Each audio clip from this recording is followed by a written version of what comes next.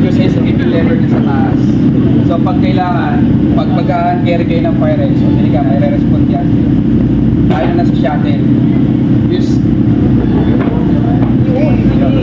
Yun, sa mga marshals natin, kaya di ba may audit kami lagi ng FireX. Una-una, ang pag-handle natin ng FireX, kailangan pagkuha mo sa kanya, kailangan mabilis mo siya makuha. Kaya di ba isa sinasabi natin mga driver natin na pag ganito ang pagkakatali niya na FireX, masyadong mahigpit. Paano po pag nagkaroon ng aberyang sasakyan o kung ano man na nangyari, mahihirap po tayo makuha. Siyempre, excited tayo mag-responde. Nagkaroon ng aberya. Pag press natin ito, automatic to, it's either lahat ng chemical ay pupunta lahat sa mukha natin. Ganyan mangyari. Di ba napansin nyo? Kaya piniga ko siya ng slide lang eh. Kasi may sumingaw na. Sumingaw dito. Yun yung kahalagahan itong FireX. Kaya monthly, chinecheck natin kung may it's either hindi man kami makapag-check, dapat ano tayo, vigilant din tayo sa pag-check nito kasi hindi sa lahat ng oras good condition to. Kasi mamaya pagkuha ni driver ito sa driver seat niya, magkaroon ng pingas siya nung hindi niya pagsabihin nito, karoon tayo ng problema pare-pareho. Kaya lagi ito ay kasama nito, hold there. Ka mag-hold dito kasi hindi sa lahat ng oras okay ka kasi gagalaw-galaw yan, mag-pressure itong post dito kasi okay, papalit ito din lang, kaya hindi ko siya madami, hindi ko siya ma-press.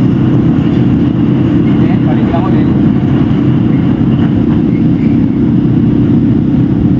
Pwede pang gamitin ito, hindi mo masasabi kung gaano kalaki ang apoy na maapula nito once na ginamit mo na yan isang beses. Halimbawa, ginamit mo siya ng medyo maliit, okay lang. Pero itatabi mo para gamitin ulit, negative po yun. Kasi halimbawa, may biglang lumaki siya, hindi mo masasabi isa lang yung FireX mo, wala kang backup. So, ano kung gagamitin yung pang backup? Siyempre kukuha yun okay. Pero suma total, kailangan i-replace po natin mas sa ginamit natin. Yun po yung kahalagahan nito. Para bago dumating si PFD o kung sino magre-respond pa na magiging backup, at least yung apoy na lumaki, mapapalit natin. Pero ang kahalagahan talaga nito, ang bagong lumaki ang apoy, kailangan aagapan natin. Hindi natin nahayaan na lumaki. Yan po, mga maps. Pero mapilasik to, malakas ang pressure nito.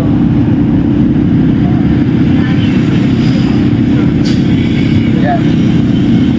Maliit lang to, pero mapilasik. Ito lang isa guys ha, pag halimbawa may battery failure o ano, isang adjustment lang pala nito, no?